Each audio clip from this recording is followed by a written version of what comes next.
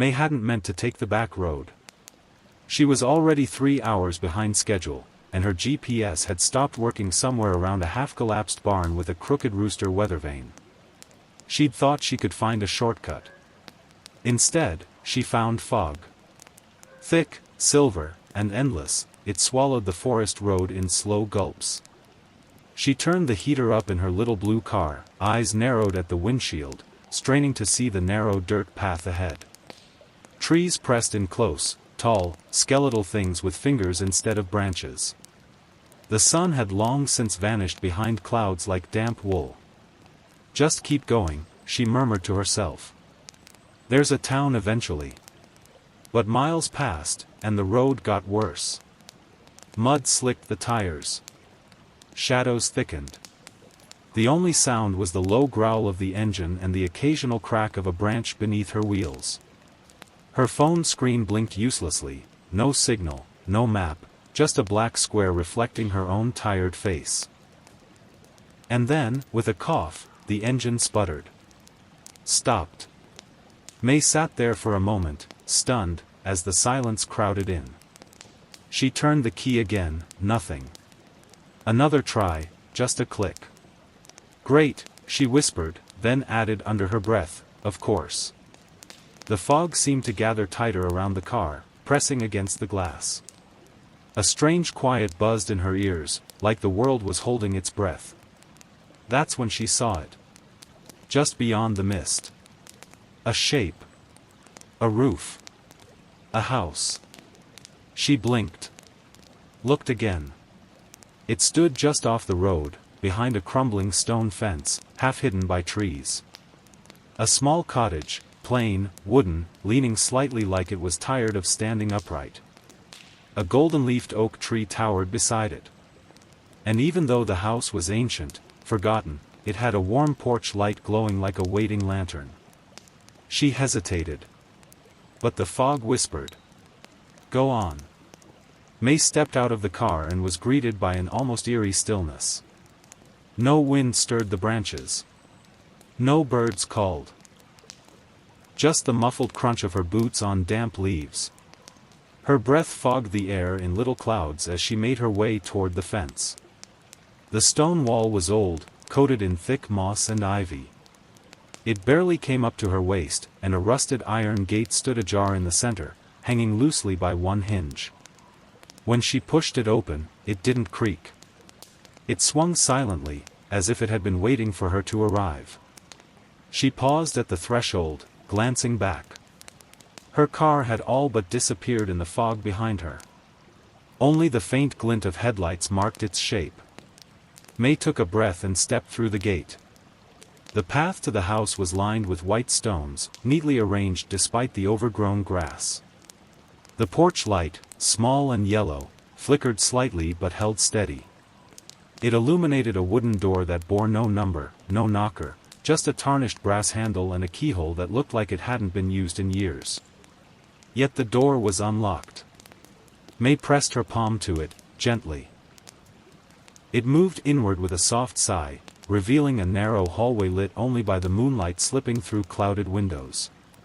The air smelled faintly of cedar, dust, and something else, lavender. She called out, tentative, hello? Is someone here? Silence. Sorry to barge in, my car broke down. I just needed to use a phone. Or wait out the fog. Still no reply.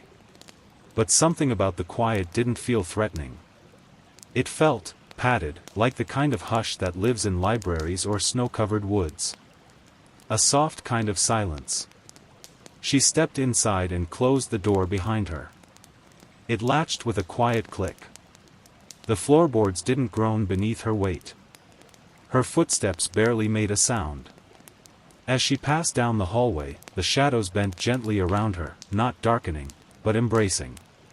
To her right was a small sitting room, all worn velvet and faded wallpaper. A grandfather clock stood still in the corner, its face frozen at 3:12. A cold fireplace sat unused, but a basket of unburned logs and a box of matches waited nearby. On a low table rested a teacup, still full, though the tea had long since gone cold. Someone had been here. Not long ago. May crouched beside the cold teacup, fingers hovering just above its porcelain edge. The tea inside was murky brown, its surface undisturbed. Dust hadn't yet gathered on the rim, and a faint ring of condensation circled its base on the table's polished wood. Someone had left it here, not days ago, but hours. She looked over her shoulder. Still no sound. Still no movement. But the deeper she moved into the house, the more she noticed a peculiar sensation, like she wasn't alone, exactly. Not watched, not threatened, more like accompanied, the way a quiet cat might follow someone through a room, just out of view. She ran a hand along the back of the armchair beside the tea. Velvet, faded green. The same threadbare wear at the corners her grandmother's old furniture used to have. Beyond the sitting room, the hallway opened into a small kitchen. Copper pans hung from hooks, and a simple wooden table sat squarely in the center, set for one. A plate with crumbs. A fork laid neatly beside it. May whispered, barely audible, "Is anyone home?" There was a beat of stillness. Then, creak, a soft shift above her head. She looked up. Footsteps. Slow. Measured. Moving across the ceiling. May froze, heart thudding. But the sound wasn't heavy or ominous. Just the calm, quiet pacing of someone going about their business. A rhythmic step, pause, step, then nothing. Her instincts should have told her to leave. But instead, her curiosity pulled her forward. There was something gently magnetic about the house, like it was asking her to see it, not fear it. She found the staircase tucked behind a half-open pantry door. Narrow, carpeted in a worn maroon runner, it rose steeply into shadow. At the top, a landing led to 3 doors, 2 closed, 1 slightly ajar. "Hello?" she called again, her voice softer now, as if not to disturb something sacred. Nothing. She reached the ajar door and eased it open. It was a bedroom. Simple. Peaceful. A made bed with hand-stitched quilts, an oil lamp on a nightstand, and a window that overlooked nothing but fog. But what struck her most was the smell. Lavender. Fresh. Not dried, not perfumed, real, as if someone had just bundled a sprig and placed it under the pillow. She stepped inside. And the floor hummed beneath her. Not shaking. Not creaking. Just a low, barely there vibration, like the house was purring. May's fingertips brushed the edge of the quilt as she sat gently on the edge of the bed. It didn't sag beneath her weight. Instead, it seemed to shape itself to her presence, subtle, as if welcoming her, as if it had missed having someone there. She stared around the room, scanning every object. A wooden rocking chair stood near the window, its seat indented by years of use. Beside it was a small bookshelf stacked with yellowed paperbacks, mystery novels, gardening manuals, and a worn collection of Grimm's fairy tales. A framed photograph on the nightstand showed a man and a woman standing in front of the very same house, only younger than, unburdened by time. The woman wore a wide hat and a crooked smile. The man, tall and a little stiff, had his hand resting gently on her back. May tilted the frame to get a better look. The glass was smudged, but the faces were clear. She didn't recognize them, yet something about them felt familiar. Not in their features, but in the feeling they gave, warmth, safety. Like a memory she'd never had. Then, she noticed it. In the photo's background, half-shadowed behind the tree, there was a figure. Too small to make out. May blinked. When she looked again, it was gone. She set the photo down carefully, heart gently tightening in her chest. Outside the window, fog still curled through the trees, clinging to the yard like it couldn't bear to leave. The sky had turned deep navy. Night had arrived silently. She checked her phone again, Still no signal. Still no time. It wouldn't even power on. May stood and crossed to the rocking chair.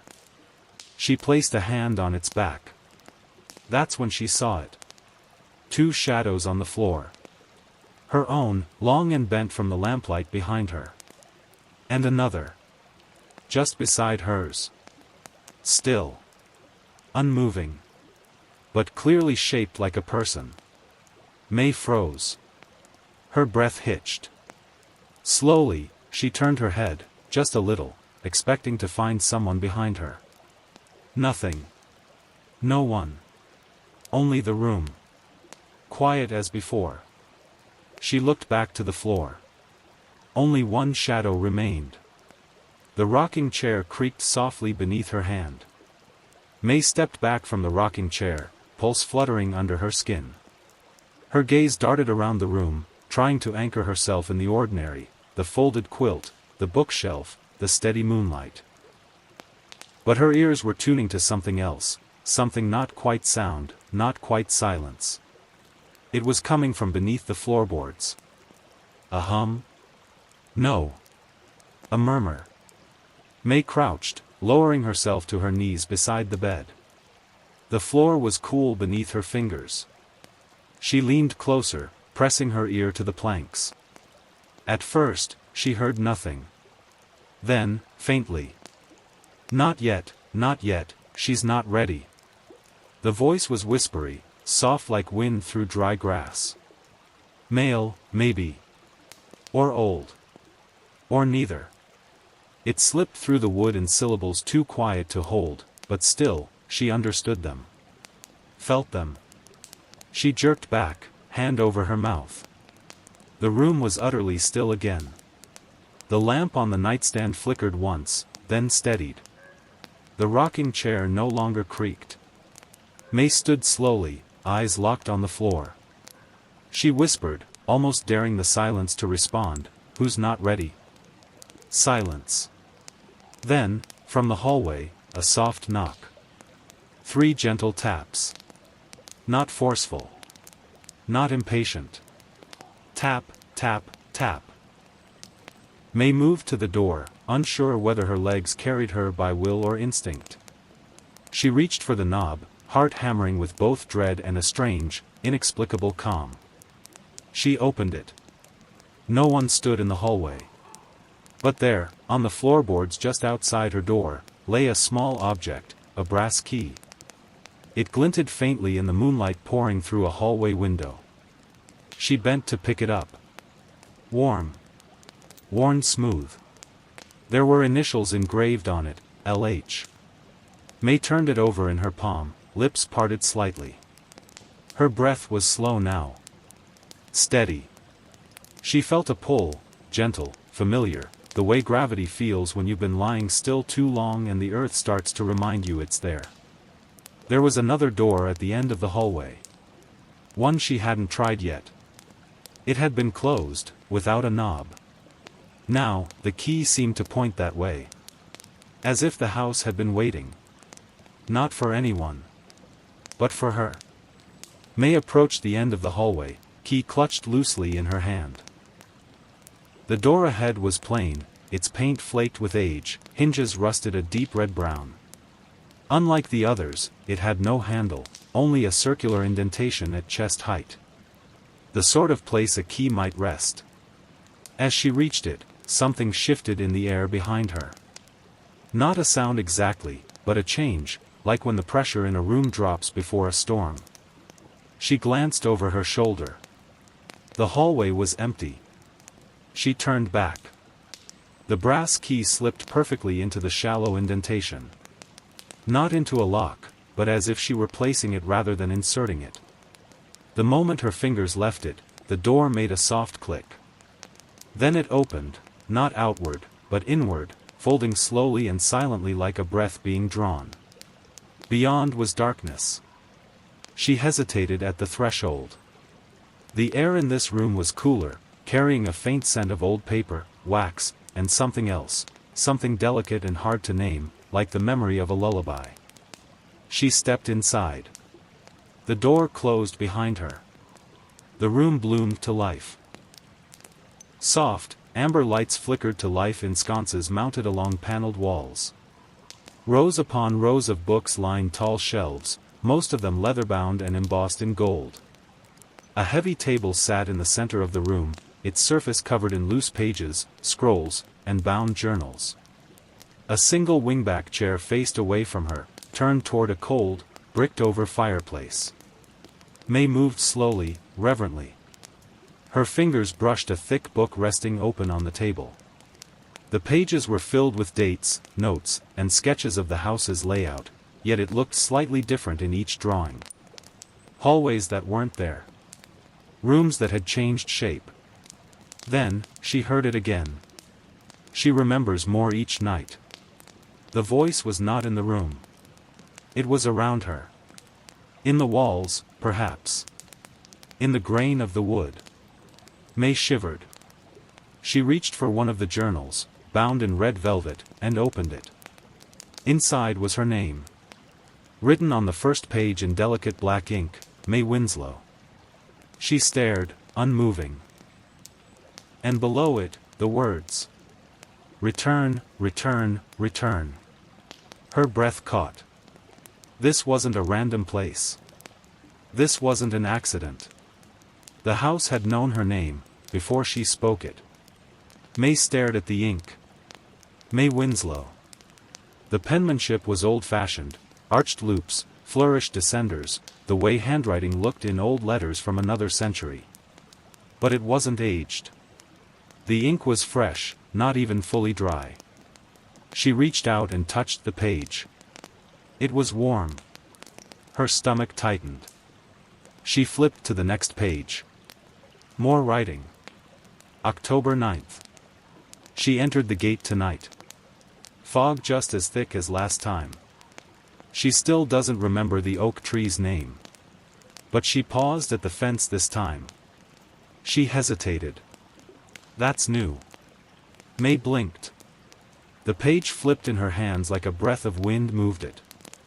Another date. October 11th. She sat on the bed. The house held its breath. Her memory is coming back in fragments. She felt it in the quilt. She saw the shadow. The key found her again. May closed the journal, her hands trembling. What was this place? It didn't feel like a dream. Everything had weight. Texture. Smell. She could still feel the warmth of the journal on her fingertips. But it didn't follow the rules of waking life, either. She backed away from the desk and turned toward the fireplace. The wingback chair was still turned away. But now, there was something in it. She hadn't heard movement. No footsteps. No rustle. But a figure sat in the chair now, upright, silent, facing the hearth. May stood still. The figure in the chair didn't move. She couldn't see a face, just the outline of shoulders in a dark coat. A pale hand rested on the armrest, thin and still. She couldn't tell if they were breathing. Couldn't tell if they were alive. Her voice caught before it escaped her lips. Then the figure spoke. I didn't think you'd make it this far. The voice was male. Calm. Neither young nor old. A quiet baritone that sounded like it belonged to a librarian or a priest. May found her voice, barely. Do I know you? The man tilted his head slightly, but did not turn. You will.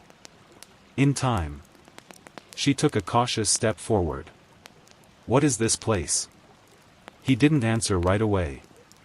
Instead, he reached to the table beside him and picked up a book identical to the journal she'd read. He opened it. You've come here, 34 times. May's breath hitched. That's not possible.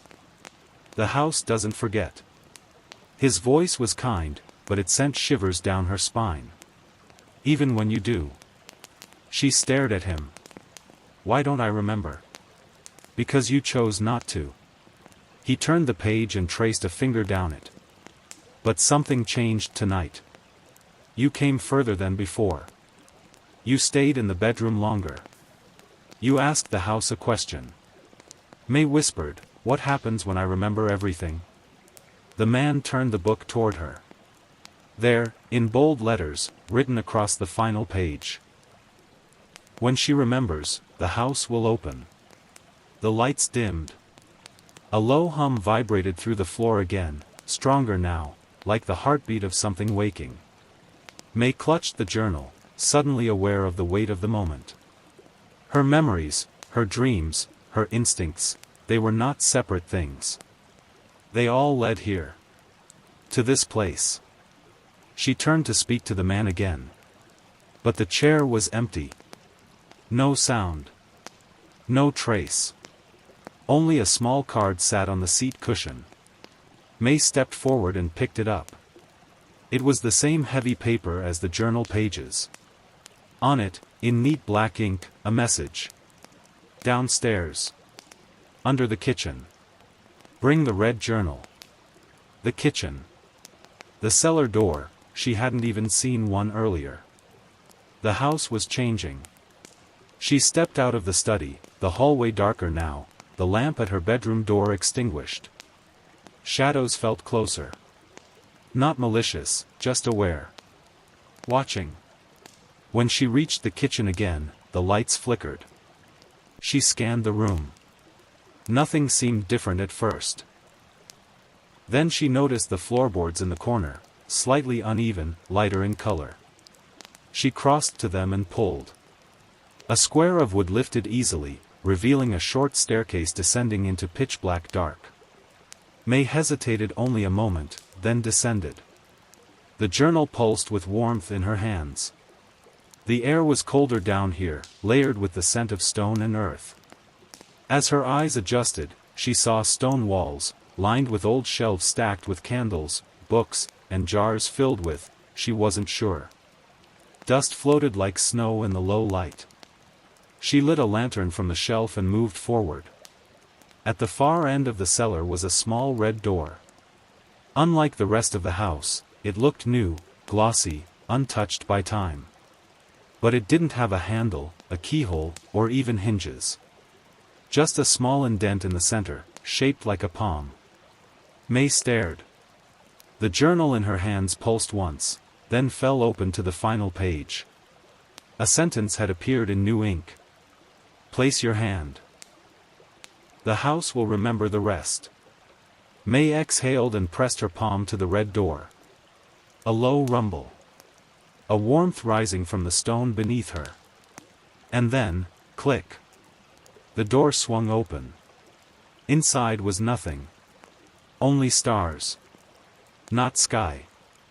Stars, like a universe, folded into a closet-sized space. And in the center of it, a small bed. With her name stitched into the blanket. May Winslow. Age 8. May didn't step through the red door immediately. The sight before her felt impossible. Infinite space, constellations stretching across a void no larger than a child's bedroom. Stars pulsed gently, like fireflies suspended in honey. Yet there was no cold, no gravity pulling at her. Just a comforting stillness. The bed was modest, with wooden rails, a woolen blanket, and a pillow indented as if someone had just risen. Her name, May Winslow, was stitched in soft gray thread along the hem of the blanket, and beneath it, something she hadn't seen before. Property of the house. May stepped forward, into the cosmos, and her foot touched solid ground. Not stone. Not wood. But something soft, cloud-like. Yet it held her weight. As she approached the bed, a whisper threaded through the space around her. Do you remember it now? She turned quickly.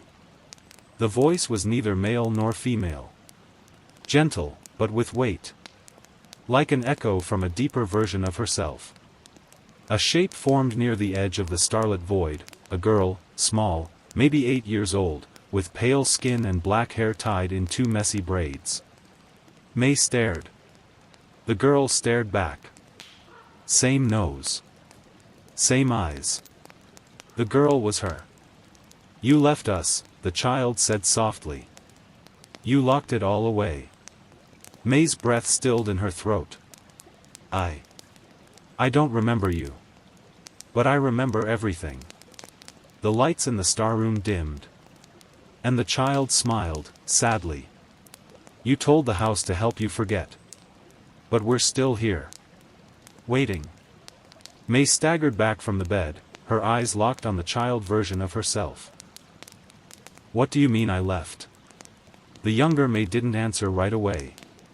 She turned, reached under the bed, and drew out a long, narrow box. It was the same red as the door that had brought her here, carved with strange, curling patterns May didn't recognize but felt deep in her bones. Open it, the girl said. May hesitated, then knelt and lifted the lid. Inside lay objects. Childhood things. A tiny jade rabbit figurine. A pencil wrapped in floral tape. A matchbook with one match missing. A crumpled piece of paper with the words "Don't forget the attic" scrawled in shaky handwriting. And beneath it all, an old cassette tape. May picked it up. Her fingers knew the shape before her mind did. She'd held this tape before. Played it. Rewound it. Hit it. She looked up. Where's the player? The child only pointed behind May. And now, as she turned, she saw it, a small plastic tape recorder sitting on a floating shelf in the void, humming with low, electrical warmth. May crossed to it, heart tightening. She inserted the tape and pressed play. For a moment, static. Then her own voice, younger, frightened. It's in the attic. The door that isn't a door. If anyone finds this, don't go alone. Don't let the red door open again. A click. Silence. Then the house groaned. As if reacting to the words. As if it remembered, too. May backed away from the player. The stars began to dim again, flickering like dying embers. The small child version of herself reached out and took her hand. You have to go back now, the girl said. It won't wait much longer. May felt the softness of the hand in hers. Real. Warm. Fragile. Back where? The attic. May shook her head. There wasn't one. There was. You forgot it. The stars spun slowly now, spiraling inward toward the red door. May felt her body grow lighter, as if the gravity of the house was pulling her back. The space folded in, and the void closed. She fell. Not violently. Like sinking into sleep. The last thing she saw before the door closed was the child version of herself, staring up at her with wide, unblinking eyes. Then. Darkness. And a heartbeat. Not hers. The house's. May awoke on the floor of the cellar. The red door behind her was sealed, no longer pulsing. The journal lay open beside her, its pages now blank. She rose slowly, her joints stiff. The hum in the floor had changed. It was sharper now, like the house was awake in a different way. She made her way upstairs, every step slower than the last. As she entered the hallway again, the light overhead popped and dimmed. Only her room's door was still open. But now, above it, there was a pull-down ladder. The attic. She approached cautiously. The string to the ladder hung just above her head. May reached up, gripped it. Click. The ladder unfolded.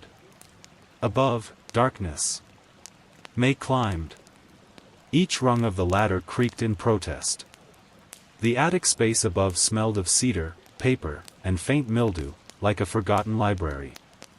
As her head crested the floor, she saw that the attic was massive, far bigger than the footprint of the house should have allowed. It stretched out into blackness.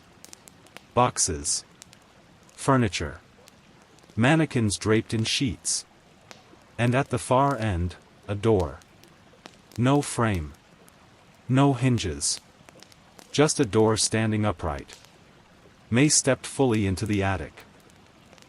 She moved toward it, past a broken crib, a music box leaking notes that didn't quite form a melody. The air felt thicker here, full of old breath. The door had no knob.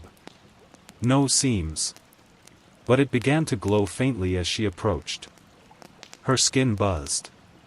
Something behind it stirred. Then, a knock. From the other side.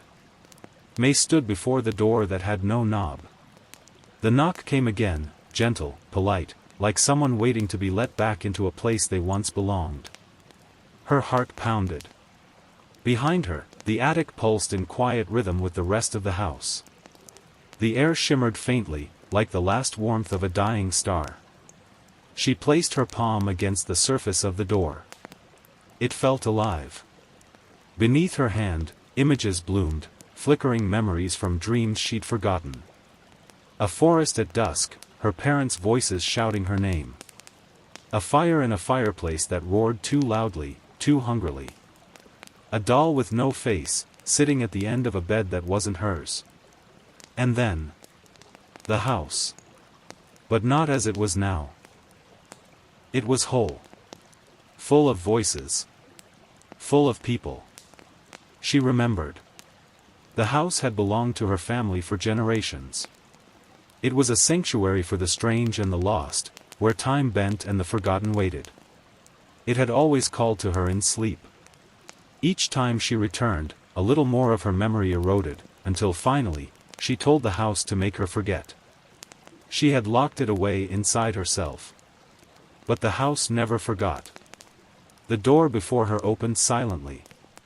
Inside was a room made of mirrors, endless reflections stretching in all directions. In the center, a single chair. And in the chair, the child. Her younger self. The girl stood. Smiled. And said, "Now you remember. It's time to come home." May stepped into the room. The door closed behind her. The house exhaled. Outside, the mist faded from the woods. The air grew still. And far away, in a town that had long since stopped saying the house's name, a child woke from a dream she couldn't remember, but swore she heard someone whisper, "Come home."